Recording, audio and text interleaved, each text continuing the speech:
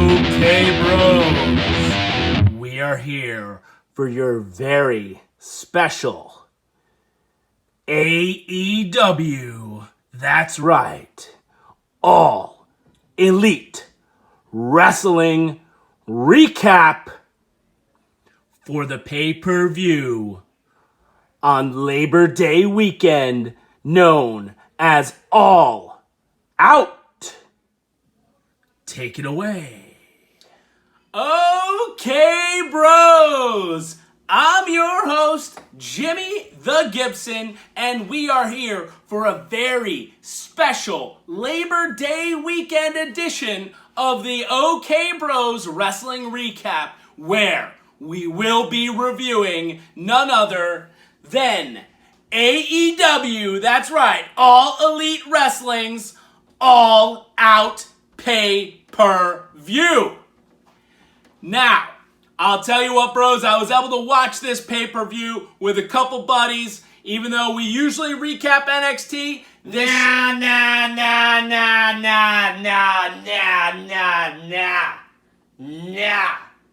You're not having a review of AEW without Poppy. No. You NXT marks need to sit down, relax, watch Poppy review the great pay-per-view called AEW. Wow. Well, there you have it, folks. So, I guess Poppy's gonna do this review here with us. So, first, let's take a quick pause for the cause and show you today's tasty beverage. We've got the Virtue Cider Brute flavor. And as a matter of fact, keep a couple extra ones here. So there you go, thanks, Poppy. Kid. Look at that.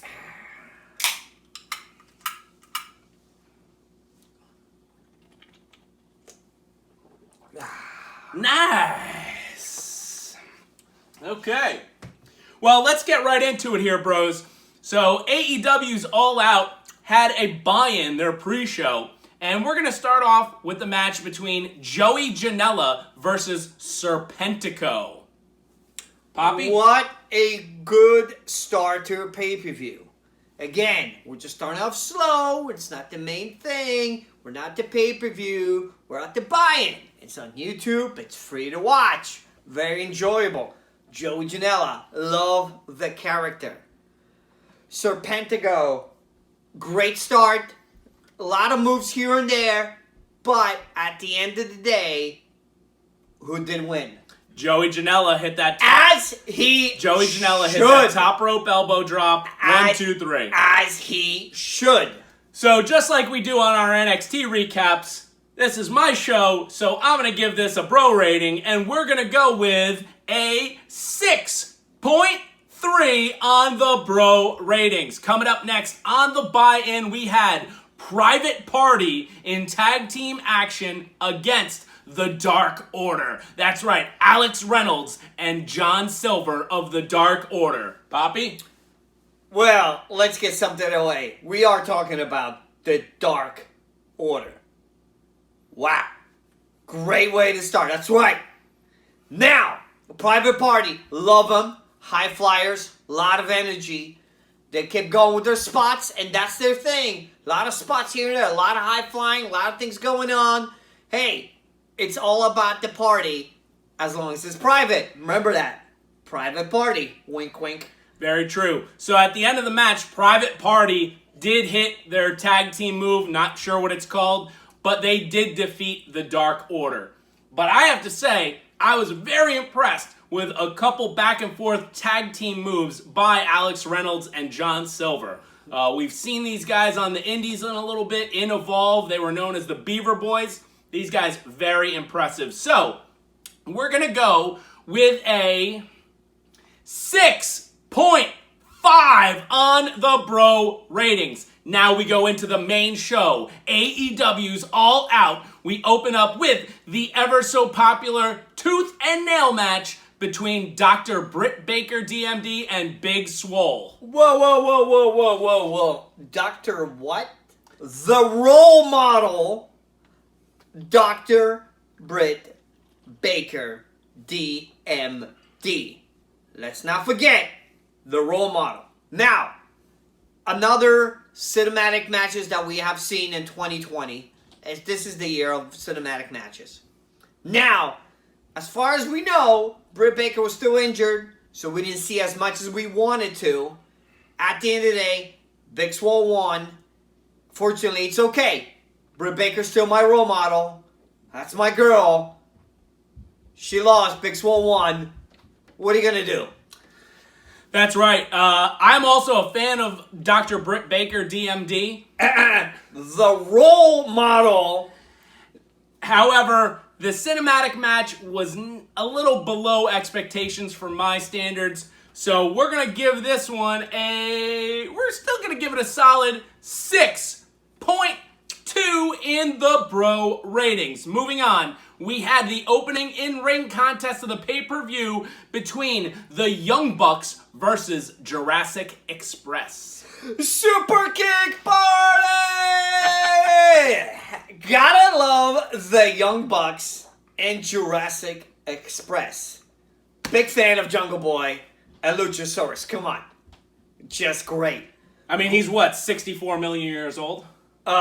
68. 68 million. He survived the comet crash. He did it. He did it. Survived it. Wow. Yeah. Great match. We knew this is Spot Central. You name it, a move, it happened. You want super kicks? Plenty of them. You want high flying? Plenty of it. You want a dinosaur dominating a human being? You saw that as well. That's right. And towards the end of the match, bros, Luchasaurus jumped outside of the ring, over the guardrail, onto a bunch of the audience and one of the Young Bucks. But then the Young Bucks came back in. They hit their Meltzer drivers and their flip Canadian destroyers, ended with being the elite trigger onto Jungle Boy for the 1-2-3. The Young Bucks win, and they move up quite a bit in the tag team rankings. So, really enjoyed this match. All three of us who watched the show did enjoy that. We're going to give this one a solid 8.6 on the bro ratings. Moving on, next match, we had the Casino Battle Royal. 21 superstars enter, 5 at a time in 4 increments, based on different decks of the card, or whatever you call it. Spades, diamonds, suits, whatever it is. Spades, diamonds, clubs, hearts. And then we had one person draw the Joker card, and he entered last. So go ahead, Poppy. What a great battle royal. Now, we've seen a lot of them throughout all our time, and some of them are great, some are not as good. I think this was important because a lot of their superstars were able to get their finishing maneuvers, get their spots.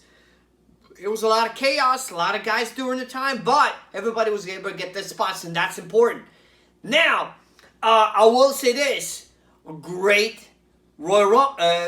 match, battle royal, problem, injury-wise.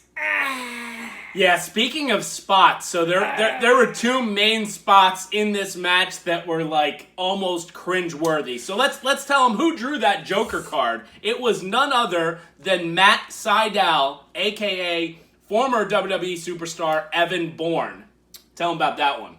Now, Cider, great surprise, came with the Joker card. He was the last one in. Fantastic. He came with a lot of energy. He went right off the bat for his shooting star press, and he slipped and almost died. I'm just saying. Yeah. Fact. He almost died. Now, the other spot that's very important to talk about, Brian Cage and Ricky Starks were in there beating up Darby Allin. They pulled out a body bag from under the ring, loaded it up with some thumbtacks. Thumbtacks spilled elsewhere in the ring. They put Darby Allin in the body bag. Then Brian Cage picks up Darby, who's in the body bag with thumbtacks, throws him over the rope onto the entrance ramp. Little suggestion, AEW, you have these steps right by the entrance ramp. Move it back a little bit, as in like 20 feet, so somebody doesn't land there neck first. Just saying, wink. Yeah. Yeah, week. we hope Darby Allin's okay. Truthfully. The main skateboards. He's fine. He's fine. All right. Well, at the end of the Battle Royal, came down to a couple guys who have teamed up. That's right. We had the Butcher. We had Eddie Kingston. My boy. That's right. We had the returning Matt Sydal, and we had Lance Archer. Sydal got thrown out. Butcher got knocked out. Came down to Kingston and Archer.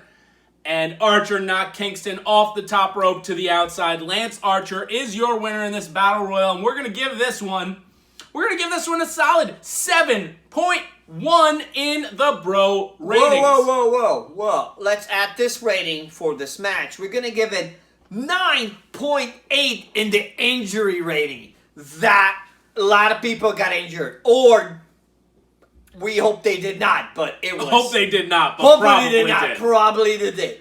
So it's funny that you mention a 9.8 on the injury rating. Let's talk about this next match here. We had the Broken Rules match between Matt Hardy versus Samy Guevara.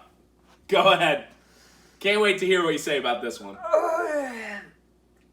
Okay. Well, if you mention it's the Broken Rules match, correct? Correct. They did get the broken part right. One of the spots was Matt Hardy being thrown to two sets of tables, side by side. And I'm not saying he missed all of them, but he missed all of them and hit his head on a concrete.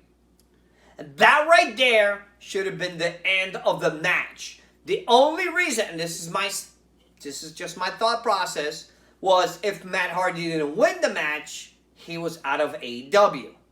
He was checked by the doctors, and he said he was fine. No. This was bad. This was cringeworthy. Yeah, truthfully, it really was cringeworthy. All three of us who were watching, and I'm sure all of you guys who were watching this, really kind of felt for Matt Hardy and his well-being, as you should. I mean, when the ref throws up the X, I believe that should be it. The referee kind of has an idea firsthand. They're almost like a first responder here. And, we have a lot of fun and jokes on this show, but truth be told, this was scary. This was a very awful spot of a match. We hope Matt Hardy's okay. Unfortunately, they continued the match afterwards. Into one major spot, Samy Guevara got knocked off of a tower, fell through a stage, and I hate to say it here, folks, but we're going to give this one a 0.2 on the bro ratings. Poppy, anything else you want to say about this Broken Rules match? Yes. So, I agree with the rating. And the only reason I agree with the rating, they should have just stopped, be done. It happened in missed spots. Somebody looks extremely injured. Now, Tony Khan said, hey, he was fine. Matt Hardy was fine. They could have continued. He went to the hospital. There was no concussion. It's one of those matches that, you know what? If you stopped it, hey, we're going to do this another time, I'm fine with it. It's for the safety of the wrestler. Just seeing that it continued was just a bit too much for me. Yeah, and even Matt Hardy's wife said, no, he's not fine. He had a concussion, so there's conflicting reports. So of course. Who knows what to believe? Vince. Wait. Vince. Hold on a second. Hold on a second here. Bros, I'm getting word that we are going to a commercial break, perhaps? Let's see what we got. Unbelievable. Be elite. Be elite. Be elite. Be elite. Be elite. Be elite. Brother.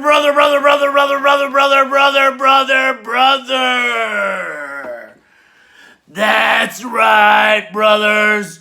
Jimmy Babyface is here for another AEW Retro Review, Daddy. That's right. But I'll tell you one thing, brothers. Before we start any reviews, and I'm talking straight kayfabe here, brothers. This is not a work. Brothers, I'm gonna need some Bush Light, Daddy. What? Come on. You still don't have any Bush Light? Well, let me tell you something, Daddy.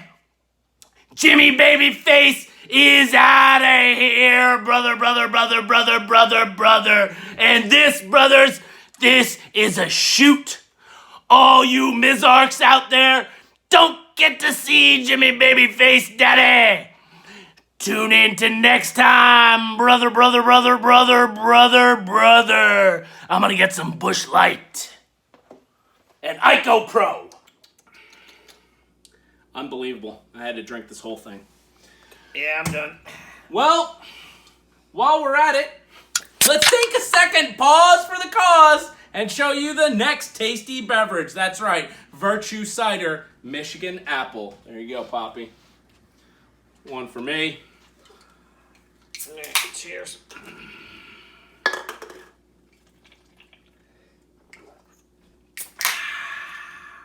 Nice. This is a good one. My favorite Virtue Cider right here, bros. Anyway, so let's get back to what we came here to do. That's right, AEW's All Out pay-per-view on Labor Day weekend. So, coming back, we have the AEW Women's Championship match. Champion Hikaru Shida defending against NWA Women's Champion Thunder Rosa. Poppy. Now, I love this match for a few reasons. One, it was surprising. We don't know enough about Rosa from NWA. All we know, NWA is around. They have their thing, and I get it. And the guy from Smashing Pumpkins owns it. That's right, Billy Corgan. Billy Corgan, he owns it. Now, I've seen a few Rosa matches in NWA. Nothing that I would brag about. Now, against Shida, and I think for her, it was great to have a legit contender. This was a hard-fought match. A lot of moves, a lot of submissions, it was intense, and it put it on another level. It seemed more legit instead of like, it's just thrown in there. They just throw a champion versus champion for one title. Fine, let's have a match. But when you watch the match, you're like, whoa, now these two women went at it. Well, personally, I like Hikaru Shida. However, I'm not a fan of Thunder Rosa. I actually think Thunder Rosa is mediocre at best, bros. That's my personal opinion. And yes, I'm not a big fan of Rosa either, but I think this was her best match. But then again, it might be that you need the right person to fight against to bring the best out of you. Fair. So at the end of the match, Hikaru Shida ended up getting the pinfall 1-2-3, defeating Thunder Rosa to retain the AEW Women's Championship. And we're going to give this one a solid 8.4 on the bro ratings. Coming up next, spectacular 8-man tag team matchup featuring the Dark Order. That's right, Mr. Brodie Lee, the TNT champion. Colt Cabana, Evil Uno, and Stu Grayson going up against the American Nightmare family. That's right, the natural Dustin Rhodes. Woo, woo, woo, you know it, Matt Cardona, the jacked free agent who's always ready. Then you had Scorpio Sky and QT Marshall.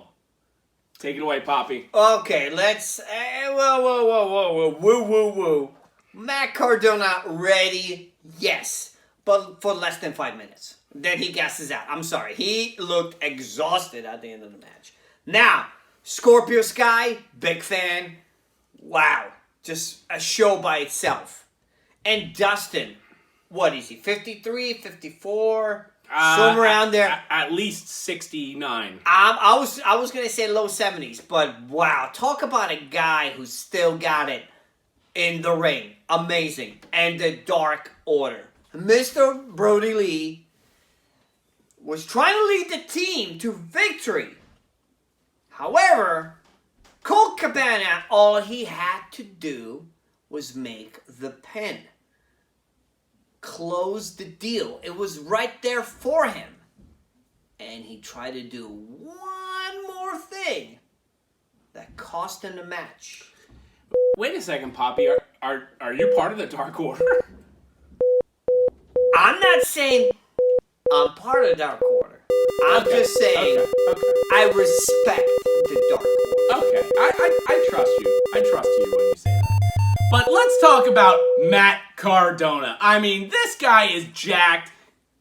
He didn't even have time to rip his t-shirt off because he came out in entrance gear that was toyetic AF. That's right. Major Wrestling Figure Podcast. We love you guys. Matt Cardona, he would have taken out everybody by himself. However, there were 4 people on the other team, and he did need to tag in and out. I mean, for the fairness of his partners. Or exhaustion. Now, Dustin Rhodes was the one who made the pin, and you could clearly see Matt Cardona could barely help him left out. Right.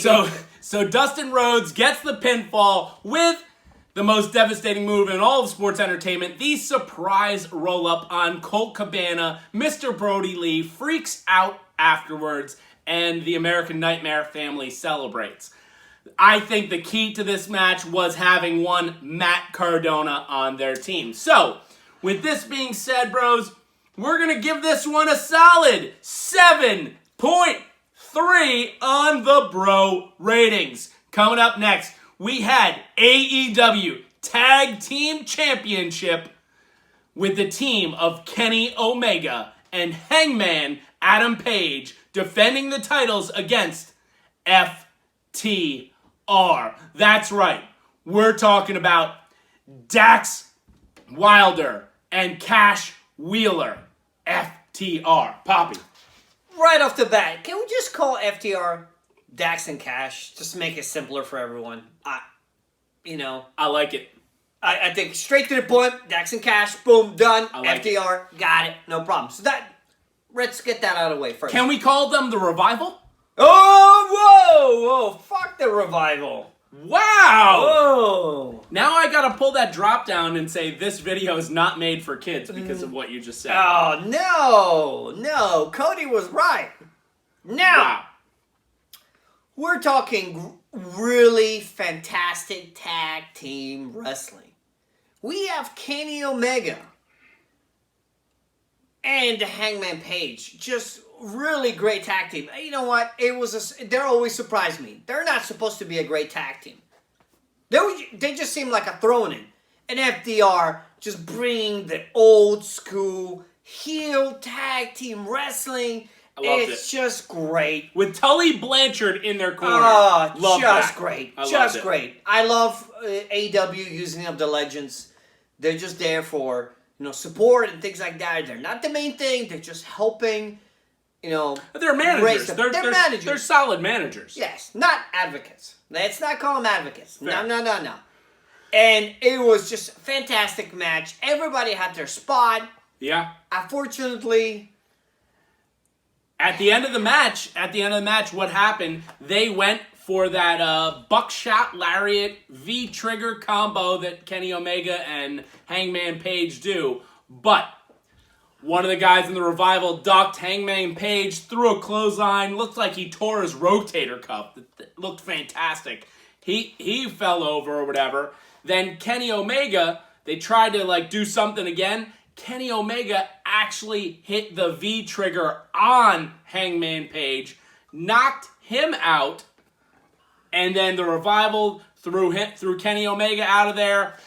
They hit a spiked pile driver, not once, but twice. I was actually hoping for thrice.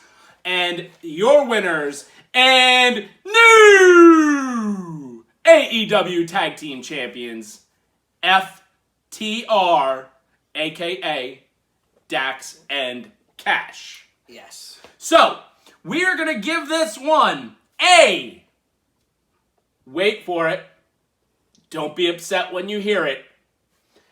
9.3 on the bro ratings. Coming up to our semi-main event here, we have the very first ever Mimosa Mayhem match between Le Champion Chris Jericho and Orange Cassidy. Not to be confused with Orange Poppy. That's a different guy. Yeah, definitely. That guy's pretty cool. Oh, he's a cool guy. Well, they're both cool. He doesn't say much. They're both cool. He doesn't say much. Orange Cassidy, Orange Poppy. That's true. Yeah. All right, tell us about the Mimosa the Mayhem. match is you can win by a pinfall, submission, or you can be submerged in Mimosa.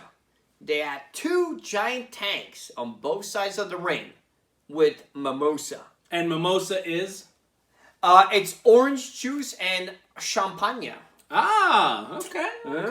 Yeah. Well, little bit of the bubbly. It's the preferred drinks of choice for La Champion, Chris Jericho. Now, do you think they use Tropicana orange juice? Ooh, no, I think they're Minute Maid people. Interesting. Well, it is Florida. Yeah, but the Minute Maid is closer to Jacksonville than Makes Tropicana. sense. Makes So, just for the little trivia right there for you.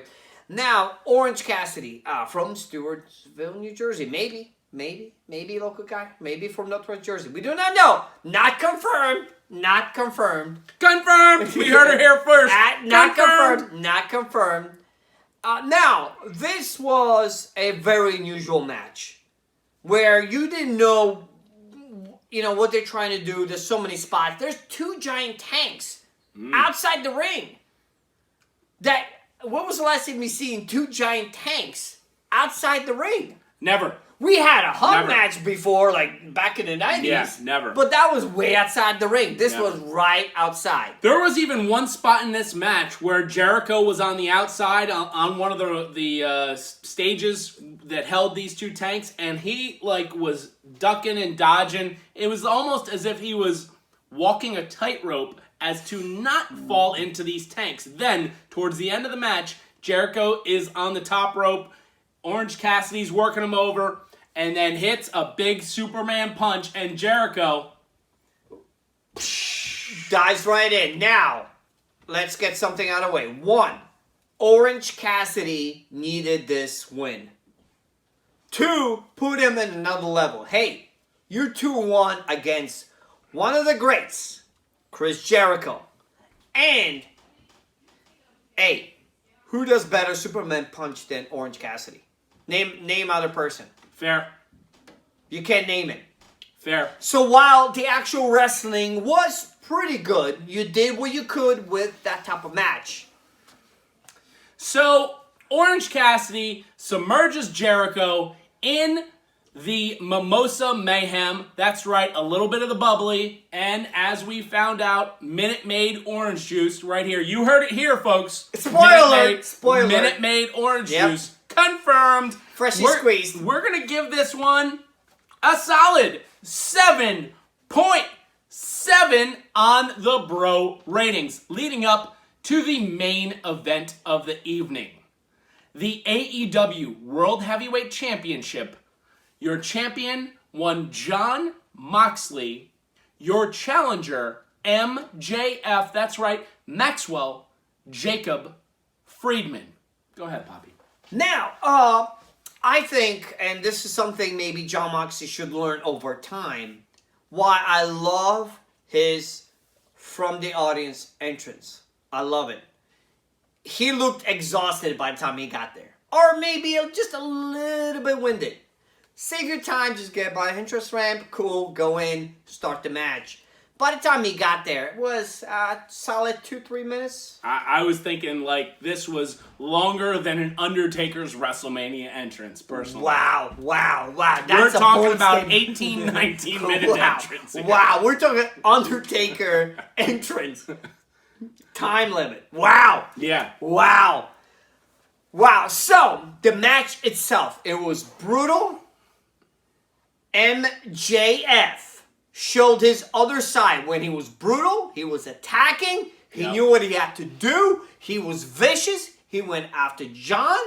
John went after him. They were going at each other's throats. It was fantastic. Now, the stipulation to it was John Moxley couldn't use the, what is it Paradigm called? shift. That's Paradigm right, folks. shift. The double arm DDT. And I want to point out, suspicious by his absence was none other than John Moxley's personal lawyer. That's right, Mark Sterling, a.k.a. Smart Mark Sterling. Wait. You said John Moxley's or I'm sorry, MJF's personal lawyer of Mark Sterling, Smart Mark Sterling of the Major Wrestling Figure Podcast. Maybe he was exhausted, just like Mark Cardona. So, what happened to him? Most likely, he suffered some severe injuries at the hands of John Moxley. He could not attend to help MJF in the match, but MJF did have Wardlow at ringside. Yes, he did. Wardlow, perhaps a little nudge to Warlord? Think about that. Anyways, so, great match. Just two guys going at it. It really came down to who wants it more. John Moxley realized Warlord. Am I saying it correctly? Wardlow. I'm going to make sure. It's very close to Warlord. So close. That he wanted Warlord came in, distracted, referee not paying attention. Boom. Paradigm shift by John Moxley. Referee's not seeing it. 1, 2, 3. Pin. Fantastic. Love it. So what Poppy's saying right here is that John Moxley cheated. That's confirmed. Whoa. It's only cheating if you get caught? But Wardlow tried to cheat, throwing the ring to MJF. Correct. Hey. MJF bobbled it, but that's when John Moxley actually cheated and hit the paradigm shift, that double arm DDT. It's only cheating when you get caught. We all cheat in the school. It's not cheating if you get caught. If you don't get caught, it's not cheating. Apparently, Poppy is a big fan of Eddie Guerrero. Yeah, so, cheat to win. With cheat that to win, being said, John Moxley takes the pinfall, retains the AEW Championship in a brutal main event between these two, folks. And we're going to give this one a solid 8.8 on the Bro ratings. So, with that being said, bros, we have to determine, based on the Bro ratings, that tonight's match of the night for AEW All Out pay-per-view was none other than the Tag Team Championship, your new champions FTR defeating Kenny Omega and Hangman Page with the Bro rating of a 9.3. So, with that being said, this was a long pay-per-view.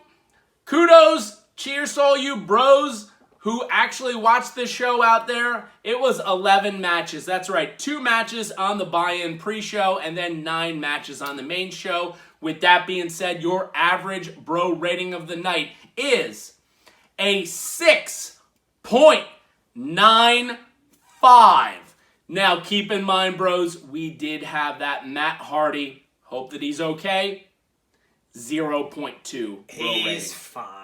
That brings it down quite a bit. I hope so. But the main event jacked it up, and the tag team match jacked it up. So, I want to thank you for my guest this evening, Poppy, for the AEW All Out recap. And now, bros, please do me a favor. Comment below. Would you like to see Poppy do... Whoa. No. Poppy needs to take over the AEW. You have your NXT. NXT is so great. AEW is right here.